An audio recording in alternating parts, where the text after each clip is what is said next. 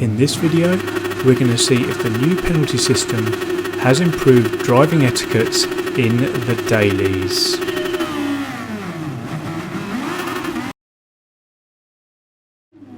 Hey guys, and welcome along to another video.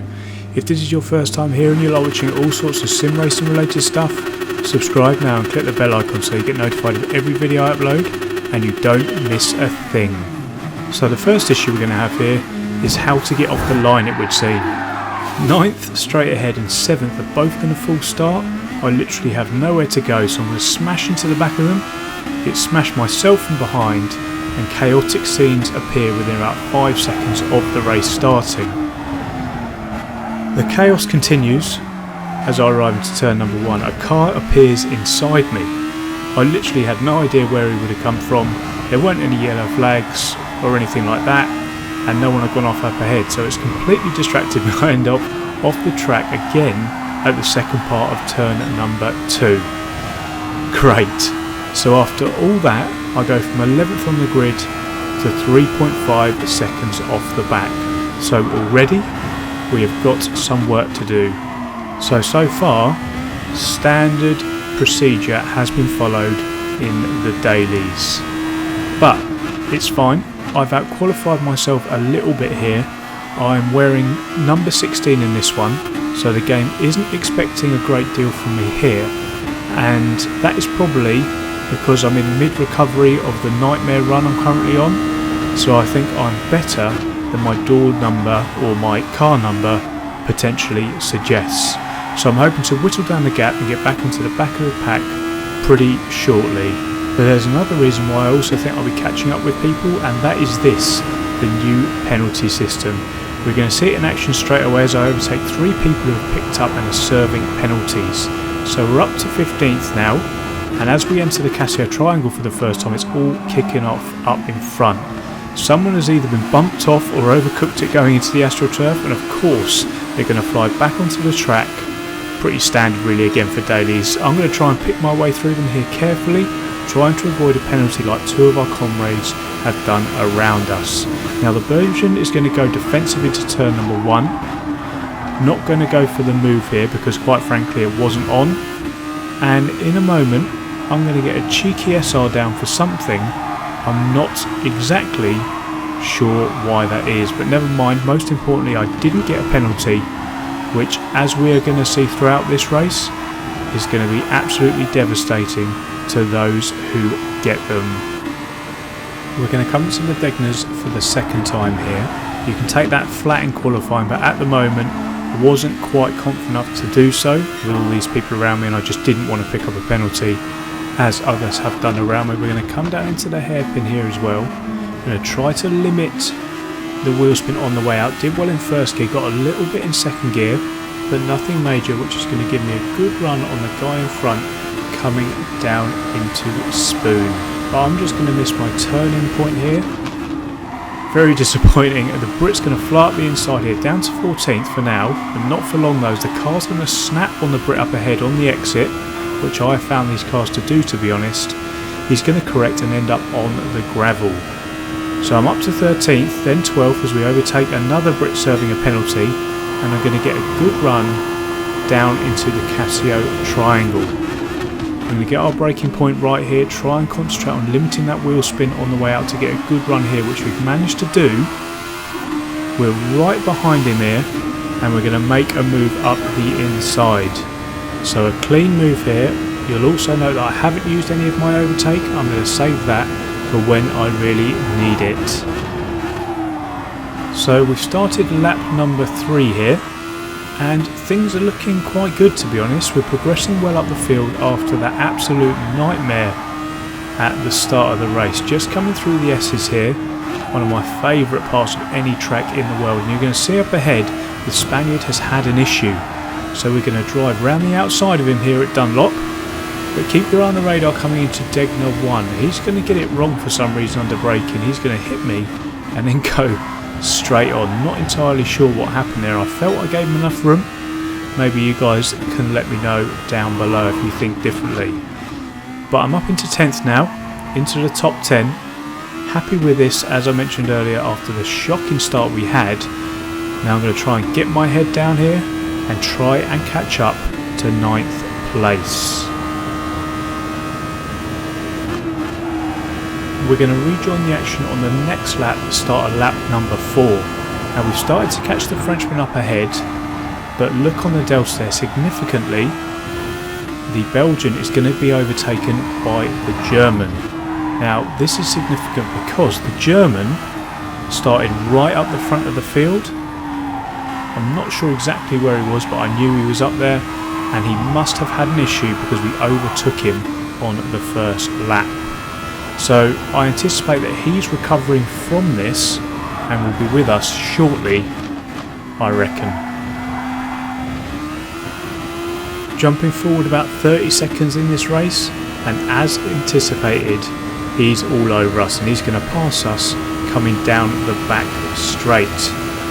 So I'm going to lift here, just coming through 130R, so there's no issue and no chance of us touching or anything like that or getting a silly penalty. But he is clearly faster. I could tell that by his quali time and his current race pace, so I'm not going to waste my time or my overtake boost fighting this one. So he's going to go through as we start lap number 5. We're back down to 11th, which, to be fair, is ahead of the number that we've been given for this lobby, and it's where we qualified. Moving slightly further down the lap now as we come into Spoon, the German is over a second ahead now, so it's definitely the right thing to do to let him through.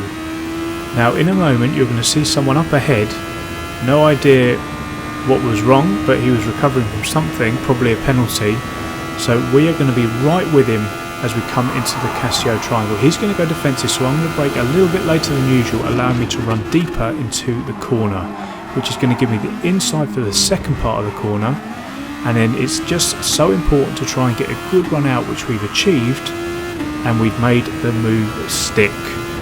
Really happy with that one. Around the outside of the Casio triangle, it was clean, and we're back into the top 10. So really happy with that one.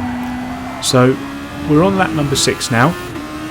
You can see he's right behind us now. I think there was some contact. Yep, I got an SR down arrow, so you can guarantee that there was some contact there. But as we're on lap number 6, this is going to be our in lap. So for this one we're going to need some new tyres, as you can see, and just a little bit of fuel for this one. As I say that, the guy clearly has put on the boosters there. He's definitely using that overtake button, and he's going to get back past again. So we're down to 11th, but that's fine. This one was my first race, so I could see that my tyres were wearing out on the front much faster than the back. You guys can see it there as well on the tyre monitor. So a little bit of advice for you here, check your brake balance like I'm doing. So to combat the wear on the front, I'm going to flick the brake balance further away from where the wear is occurring. So in this case it was the fronts that were wearing, which I inspected, hence I was on brake balance -2 to start with, which means I've pushed the brake balance backwards. So I put it to number 4, so -4, which should, I hope, even it out, but if it doesn't, I will put it even as far as -5. So as we come to the Casio triangle here, frustratingly I'm going to lose a shed load of time by going too deep into the Casio triangle. Oh, I just needed to get into the pits, very frustrating. But we're going to get in now here, put on a new set of boots and a splash of fuel, as I haven't really been fuel saving. So we're going to come out of the pits here in 12th place, and we find ourselves a little bit on our own. So we've got a big gap to the guy in 11th and a reasonable gap to the guy in 13th. So I'm hoping I should be able to just get my head down, keep it clean, and see if we can take advantage of anybody else who makes any mistakes. Rejoining here on lap number 8, we're up to 12 now as someone who hadn't pitted does. So I'm not sure really why they did that. If a stop is required, always stop halfway, so that you have the freshest possible tyres the entire time. There's no point wearing them out over halfway, because then all you're going to do is stay on warm tyres for longer than you need to. So make sure that you guys pit halfway if you do indeed need to pit for tyres that are the same compound. Now, as I mentioned earlier, I found that this car has a tendency to snap. I'm going to find out this the hard way coming out of Spoon here, and we also saw it earlier on with a fellow Brit.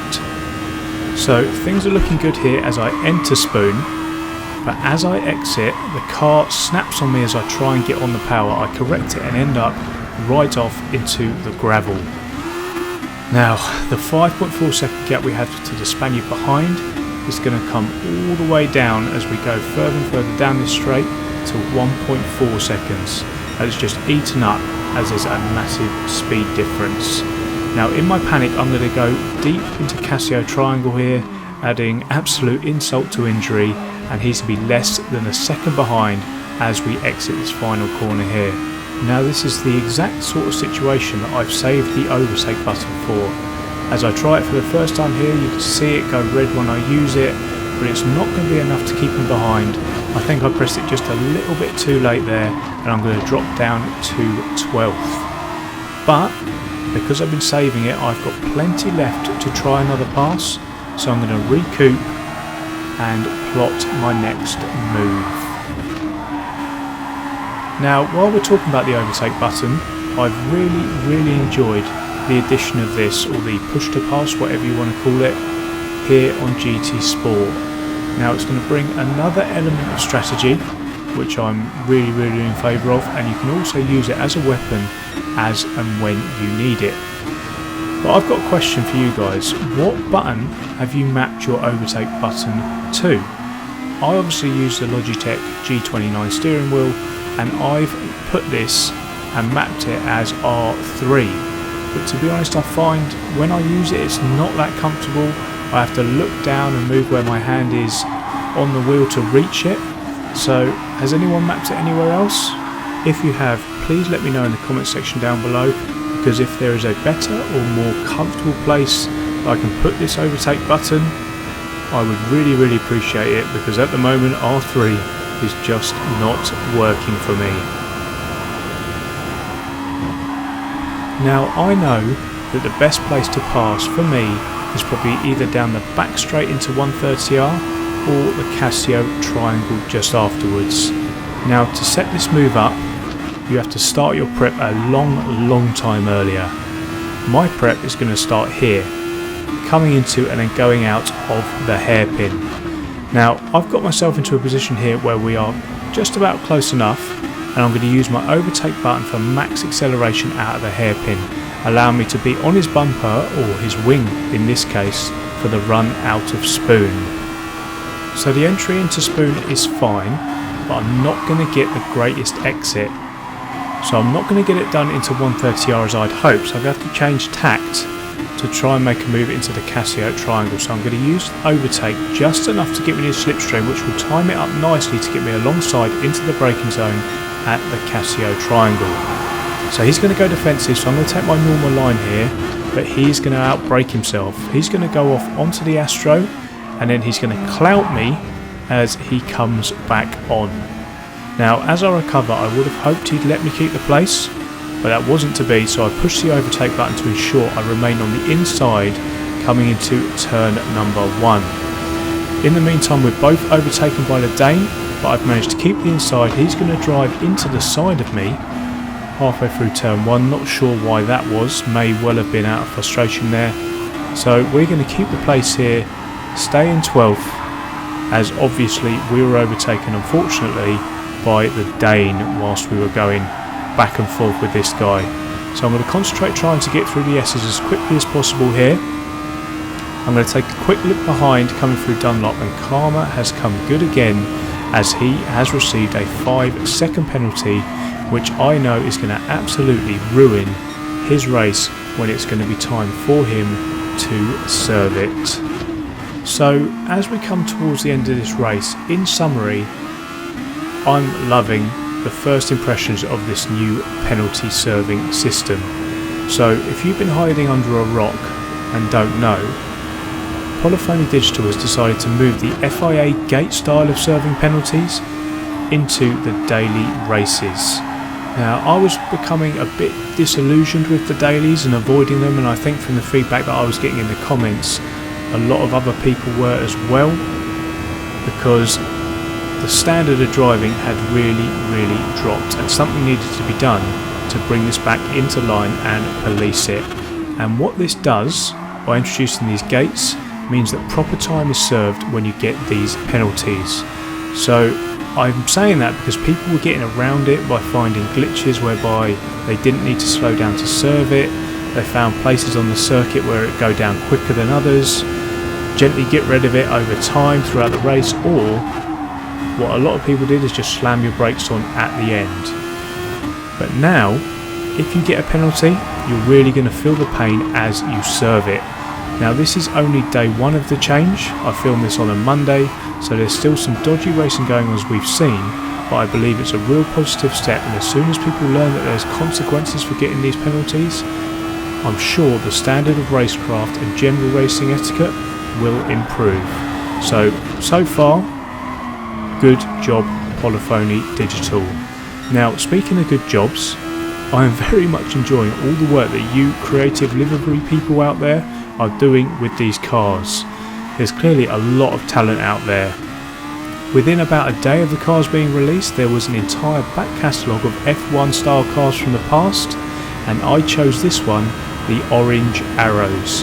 Now, this car raced between 1997 and 2002, which is one of the best eras of F1 in my opinion, driven by such classic names as Pedro Diniz, Mika Salo, Pedro de la Rosa, Jos Verstappen and Heinz Harald Frentzen, and of course my fellow Brit and 1996 world champion Damon Hill. So well done if you're one of these livery creators. It's absolutely brilliant and brings another dimension, a unique dimension, to the game of Gran Turismo Sport. Now, as we come across the line to take 12th, I will be doing another video on this one because I went again, but at 17 minutes long, I didn't want to bore you with another race as it would have been about 40 minutes long. And that, guys, is the end of the video. I hope you enjoyed the video. If you did, please hit that like button and make sure you subscribe to the channel if you haven't already. Thanks again so much for watching, and I'll see you in the next one. Cheers.